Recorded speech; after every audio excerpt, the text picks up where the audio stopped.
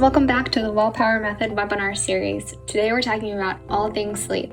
Why is it important? How sleep influences food choices, tips to have better sleep, and how to create a plan for those inevitable sleepless nights.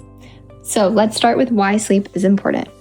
First, I want to point out that sleep is a biological requirement, just like food, water, and air. Sleep is often disrupted, overlooked, or taken for granted, and it's important to remember that it's not a luxury. You need sleep to recover and function properly. Sleep is specifically important for things like restorative functions, which include tissue repair, muscle growth, and protein synthesis. It's also important in supporting brain function by removing toxins from the brain and supporting decision-making, the integration of information, and regulation of emotions. Lastly, quality sleep may prevent diseases and improve quality of life. Lack of sleep is associated with increased risk of hypertension and diabetes, impaired immune function, higher stress, and decreased longevity. Sleep can even influence food choices. A lack of sleep has been associated with increased food intake, especially at night. This may be driven by changes in leptin and ghrelin. So leptin is the hormone associated with satiety, and ghrelin is associated with hunger. Research has shown a correlation between lack of sleep and lower levels of leptin and higher levels of ghrelin. Poor sleep has also been linked with increased cravings of more sugary and processed foods and a decreased intake in fresh produce like fruits and vegetables. Tip number 1, create a routine. To create a routine, start by finding the right timing for you, so figure out what bedtime will give you the best amount of sleep. The recommendation is at least 7 hours, but beyond that is individual, so you may feel best at 8 hours or 9 hours. Once you have an idea of the ideal bedtime, then choose an activity to help you wind down and decompress from your day. It's so easy to think about to-do lists and stressors, so an activity like reading or journaling before bed can help your brain relax so it's ready for sleep. Tip number 2, limit screen time.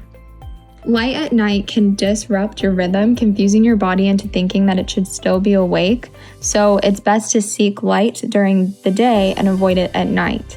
Screens not only have light shining in your face, but it also stimulates your mind, so it's best to limit screen time the closer and closer you get to your bedtime. Tip number 3, relaxing sleep environment.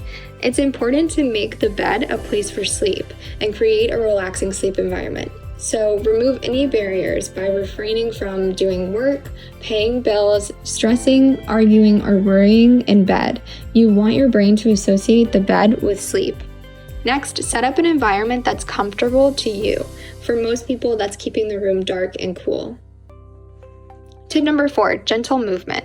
Regular exercise has been shown to improve sleep quality and duration, so aim for about 30 minutes of activity a day for 5 to 6 days a week. Tip number 5, good nutrition. Eating balanced meals throughout the day will keep your blood sugar balanced, which will help you feel well throughout the day and also help you sleep well at night. Additionally, eating balanced meals will make sure that you're getting enough of those micronutrients, so the vitamins and minerals, to support body functions like the hormonal pathways involved in sleep. Even with these tips, odds are you're going to have sleepless nights here and there. It just happens. The best thing to do is to create a plan for the morning after a sleepless night. So step number 1, make it a habit to check in with yourself each morning to see how you're feeling and see what you need. If you realize you didn't get enough rest, then use the following steps to support yourself throughout your day. Step number 2, have easy, nutrient-dense meals on hand. A great way to recover from a poor night's sleep is starting your day with an energizing, balanced breakfast. Easy options would be keeping smoothie packs in your freezer or having oatmeal bags prepped for tired mornings. It's also great to have ingredients on hand that you can throw together for a quick 15-minute meal for lunch or dinner.